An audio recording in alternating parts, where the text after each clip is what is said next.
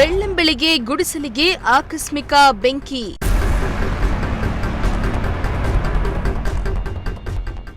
ಗುಡಿಸಲಲ್ಲಿ ದುಡ್ಡು, ದಾಖಲೆ ಪತ್ರ ಸುಟ್ಟು ಭಸ್ಮ.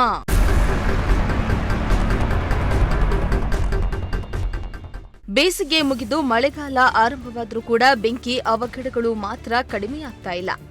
ಆಕಸ್ಮಿಕ ಬೆಂಕಿ ದುರಂತಗಳು ಸಂಭವಿಸ್ತಾ ಇದ್ದು ಬಡವರು ಬೀದಿಗೆ ಬೀಳ್ತಿದ್ದಾರೆ. ಶಿರಾ ತಾಲೂಕಿನ ಬುಕ್ಕಾಪಟ್ಟಣ ಹೋಬಳಿಯ ನೆರಳಗುಡ್ಡ ಗ್ರಾಮ ಪಂಚಾಯಿತಿ ವ್ಯಾಪ್ತಿಯ ಉಪಾರಹಟ್ಟಿ ಗ್ರಾಮದಲ್ಲಿ ಆಕಸ್ಮಿಕವಾಗಿ ಗುಡಿಸಲಿಗೆ ಬೆಂಕಿ ತಗುಲಿ ಗುಡಿಸಲು ಹೊತ್ತಿ ಉರಿದಿದೆ.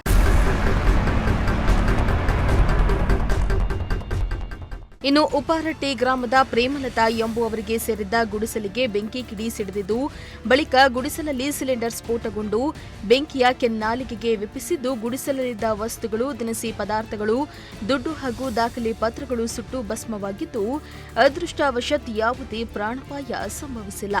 ಕೂಡಲೇ ಸ್ಥಳಕ್ಕೆ ಅಗ್ನಿಶಾಮಕ ದಳ ದೌಡಾಯಿಸಿ ಬೆಂಕಿ ನಂದಿಸಲು ಹರಸಾಹಸ ಪಟ್ಟರು. ಆದರೆ ಗುಡಿಸಲಲ್ಲಿ ವಸ್ತುಗಳು ಸುಟ್ಟು ಕರಕಲಾಗಿದ್ದು ಅಪಾರ ಪ್ರಮಾಣದಲ್ಲಿ ಹಾನಿಯಾಗಿದೆ.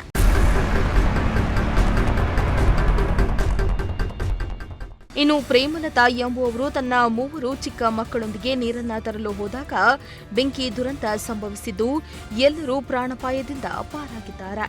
ಇತ್ತ ಪ್ರೇಮಲತಾ ಗಂಡ ಕಾಣೆಯಾಗಿದ್ದು, ಗ್ರಾಮದ ಸ್ವಲ್ಪ ದೂರದಲ್ಲಿ ಗುಡಿಸಲು ಹಾಕೊಂಡು ಜೀವನ ಮಾಡ್ತಾ ಇದ್ರು.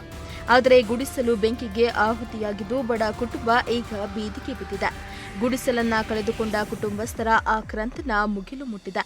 ಕೂಡಲೇ ಈ ಬಗ್ಗೆ ಅಧಿಕಾರಿಗಳು ಎಚ್ಚೆತ್ತು ಬಡ ಕುಟುಂಬಕ್ಕೆ ಪರಿಹಾರ ನೀಡಲಿ ಎಂದು ಗ್ರಾಮಸ್ಥರು ಆಗ್ರಹಿಸುತ್ತಿದ್ದಾರೆ. ಶ್ರೀಮಂತ ಪ್ರಜಾಶಕ್ತಿ ಟಿವಿ, ಶಿರಾ.